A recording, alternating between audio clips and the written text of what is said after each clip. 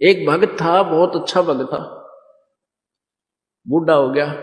एक नौकर था उसके, और वो दूर देश का रहने वाला, जैसे यहां से कोई बिहार का रहता हो, और उसकी मां की मृत्यु होगी, चिट्ठी आ गई और उसके दस्त लाग गए।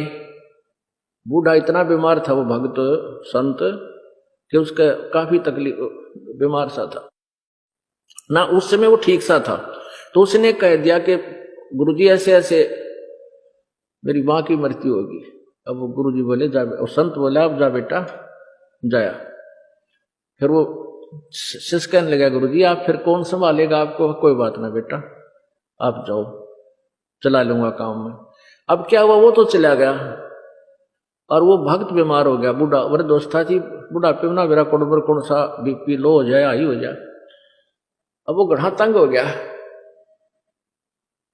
अब परमात्मा उस नौकर का रूप बनाकर वापस आ गया।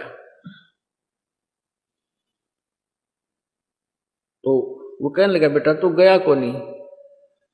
अग जी मेरा प्रेरणा हुई जानू वापस चालू, लेट हो गया अभी तक, कल जाऊंगा सुबह। अरे बाप की ये दशा देख ली, मत ना जाऊं, मां तो मर ली सो मर ली, मैं तो उसको जीवित नहीं कर सकता।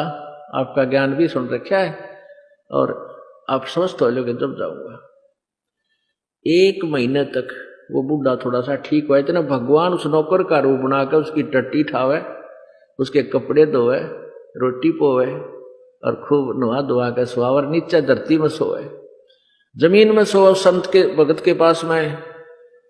1 महीने के बाद वो बच्चा आ गया, उसके आने तो पहले भगवान खिसक गया, अकालिया संभाल लेगा बुढ़े ने। वो लाया कुछ सामान वहां से अपने देश का, कुछ कोई फल लाया कुछ और कहने लगा ले महाराज जी ये हमारे देश का यो फल है, मेरी दोहना चाची राम राम कह थी आपने, मेरा पिताजी नो कह था, मेरा भाई नो कह रहा था। वो बुढ़ा उसके मुंह का नहीं देखा है, अकर तू क्या बोल रहा है बेटा, मेरा समझ में नहीं आई तेरी बात, ये कौन से कहाँ से ले आया तू ये? बोला जी मैं अपने घर गया था ना, मेरी माँ मर गई, वह बीमार होगी तो 1 हफ्ते से बीमार थी, ऐसे ऐसे तकलीफ थी और वह मृत्यु होगी, कोई बात ना, वह तो वृद्ध हो रही थी, मेरे चाचा ने बोला और फला। वो कहने लगा तू बात क्या कह रहा है, मेरे समझ में नहीं आ रही बेटा। अरे जी मैं अपने घर से आया था। कद आया था? तो जब आ रहा हूँ सीधा ही।